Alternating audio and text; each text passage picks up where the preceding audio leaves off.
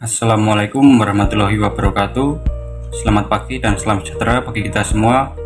Perkenalkan, nama saya Lana Al-Qadar, nomor absen 35 dari Angkatan 24, kelompok 4, kelompok kecil 1. Pada kesempatan ini, saya bersama dengan rekan kelompok saya akan menyampaikan tugas mengenai identifikasi kasus terkait penerapan nilai-nilai berakhlak di lingkungan lembaga pemasyarakatan. Sebelum memasuki materi, izinkan saya memperkenalkan anggota kelompok saya terlebih dahulu. Yang pertama ada Saudara Usatun Hasanah, nomor absen 31. Yang kedua ada Saudara Farisal Zaki, nomor absen 32. Yang ketiga ada Saudara Berlina Sekara Delia Pratama, nomor absen 33. Dan yang keempat ada Saudara Ina Rifanji, nomor absen 34. Kemudian yang kelima saya sendiri Lana Al-Qadar, absen 35. Kasus yang akan kami bahas kali ini yaitu mengenai praktik pungutan liar atau pungli dalam lapas yang bertentangan dengan nilai dasar ASN berakhlak serta ketentuan dalam Undang-Undang Nomor 22 Tahun 2022 tentang Pemasyarakatan. Selamat menyaksikan.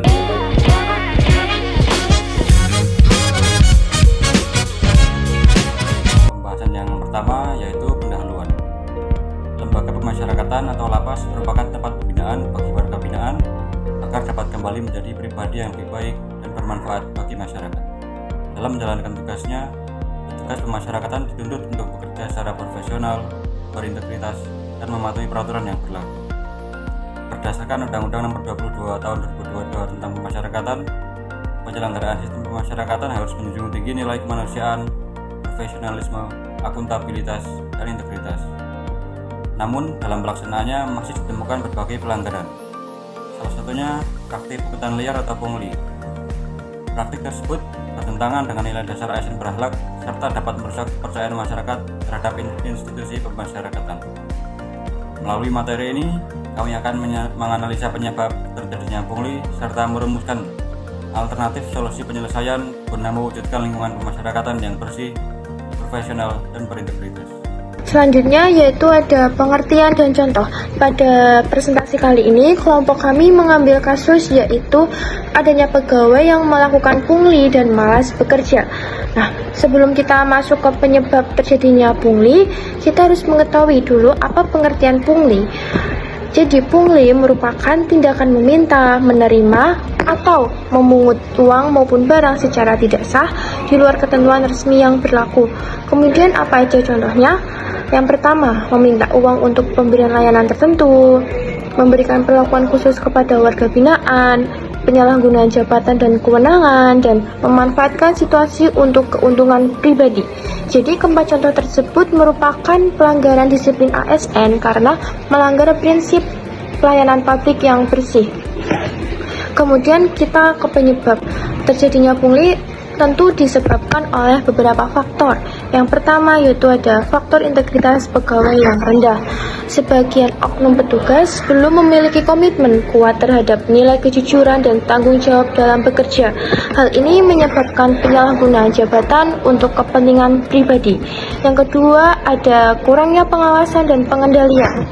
Pengawasan internal yang belum optimal dapat membuka peluang terjadinya praktik pungli apabila tidak ada monitoring rutin dan evaluasi disiplin pegawai.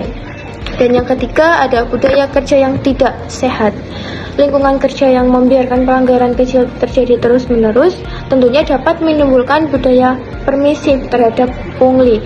Jadi akan menimbulkan kebiasaan terhadap adanya pungli. Kemudian kurangnya pemahaman terhadap nilai berakhlak. Masih terdapat pegawai yang belum menerapkan nilai berakhlak secara nyata dalam pelaksanaan tugas sehari-hari, yaitu seperti berorientasi pelayanan, kita harus memberikan pelayanan baik kepada masyarakat, terus akuntabel, jujur, dan tanggung jawab, dan sampai kolaboratif, ada melakukan kerjasama yang baik dengan pegawai.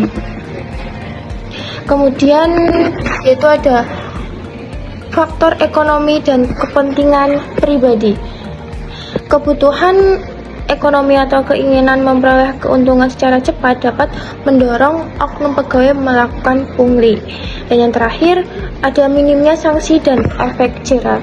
Nah, jika pelanggaran tidak ditindak tegas, maka praktik pungli dapat terus berulang karena pelaku merasa tidak takut terhadap hukuman. Kemudian saya akan menjelaskan tentang integrasi nilai berakhlak terhadap pencegahan pungli. Yang pertama, dari aspek berorientasi pelayanan, petugas harus memberikan pelayanan yang adil tanpa meminta imbalan dari luar. Kemudian dari aspek akuntabel, petugas wajib bertanggung jawab atas setiap tindakan dan bekerja secara transparan. Yang ketiga yaitu kompeten.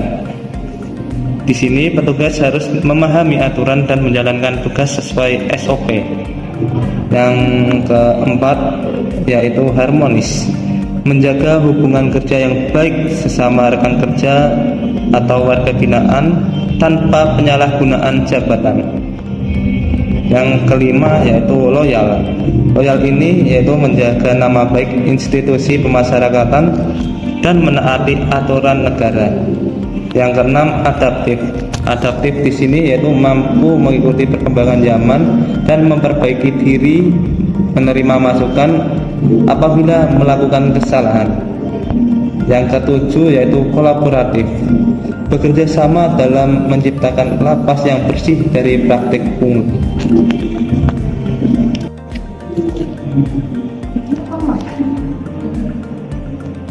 Oke, kemudian saya akan menjelaskan tentang diagram fishbone atau kerangka ikan.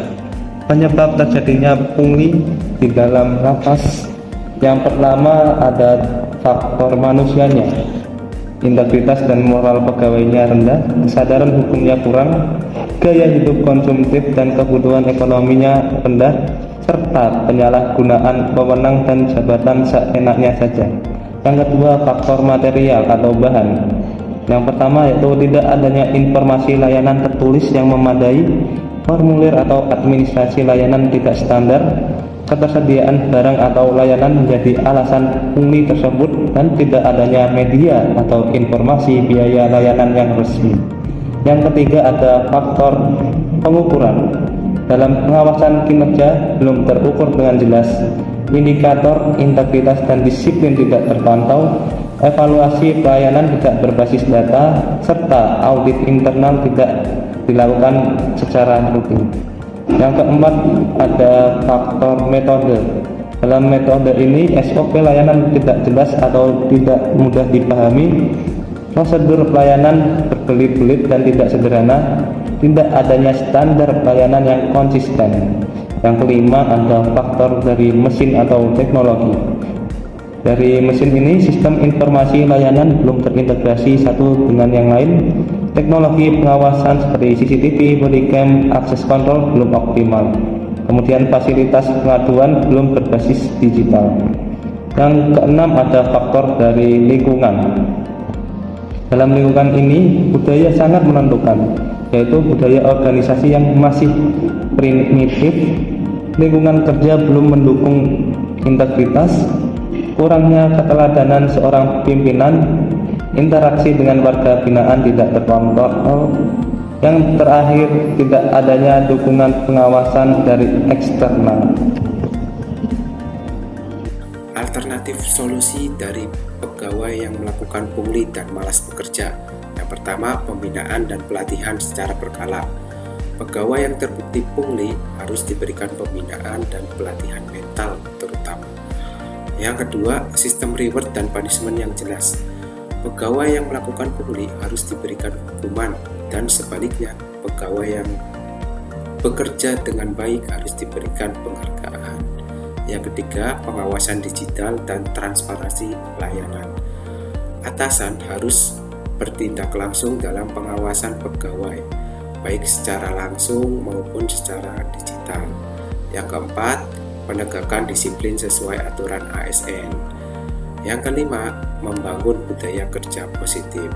Kita sebagai ASN harus membangun budaya kerja yang sesuai dengan nilai ASN, yaitu berakhlak. Sanksi disiplin bagi pegawai yang melakukan pungli.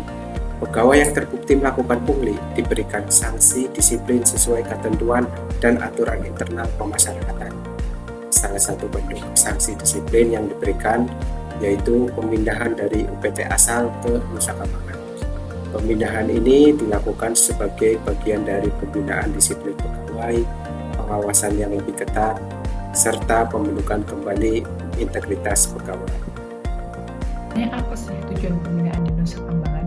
Tujuannya yaitu yang pertama, menanamkan kembali nilai integritas, yang kedua, memberikan efek jera, yang ketiga, membentuk tanggung jawab dan kedisiplinan, yang keempat, mencegah pengulangan pelanggaran, dan yang terakhir yaitu membina mental dan etika profesi ASN. Kesimpulan dari materi-materi tersebut, praktik pungli di dalam lapas merupakan pelanggaran yang bertentangan dengan nilai-nilai berakhlak dan ketentuan dalam Undang-Undang Nomor 22 Tahun 2022 tentang Pemasyarakatan. Tugas pemasyarakatan wajib menjaga integritas, profesionalisme, dan memberikan pelayanan bebas dari pungli. Pegawai yang melakukan pungli di dalam lapas dapat dikenakan sanksi disiplin berupa pemindahan ke Nusa Kambangan. Pemindahan ini ditujukan untuk pembinaan dan penguatan disiplin pegawai agar sistem pemasyarakatan di Indonesia menjadi bersih, profesional, dan berintegritas. Dasar pembuatan materi presentasi kami diambil dari berita yang dimuat oleh Detik News mengenai pegawai Kemenimipas yang menjalani pembinaan di Nusa Kambangan akibat melakukan pelanggaran disiplin, termasuk praktik pungutan liar. Berita tersebut dipilih karena relevan dengan penerapan nilai ASN berakhlak, khususnya terkait integritas, akuntabilitas, dan profesionalisme dalam lingkungan pemasyarakatan. Sebelum mengakhiri presentasi kami, mari sejenak kita menyaksikan berita yang menjadi dasar pembuatan tugas kami. Ratusan pegawai dari Kementerian Imigrasi dan Pemasyarakatan harus menjalani pembinaan mental di Lapas Nusa Kambangan, Cilacap, Jawa Tengah. Pembinaan ini dilakukan setelah dari penilaian mereka terlibat berbagai pelanggaran disiplin pegawai.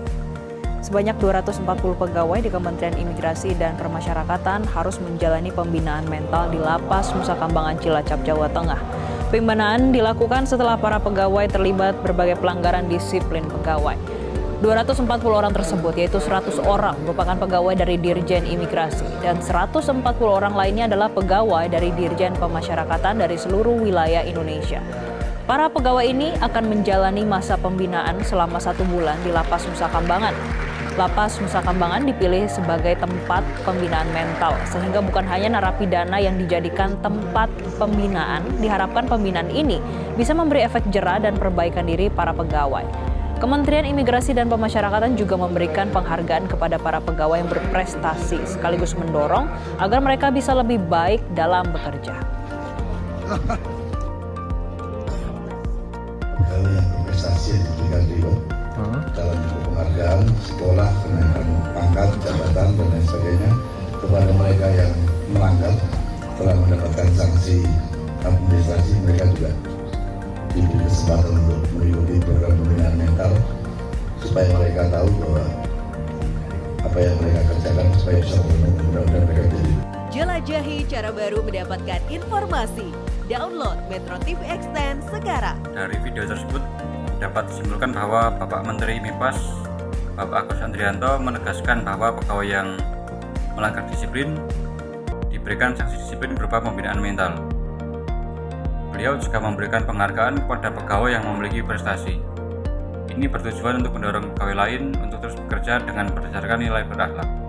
Demikian pemaparan tugas kami mengenai identifikasi kasus terkait penerapan nilai berakhlak di lingkungan pemasyarakatan.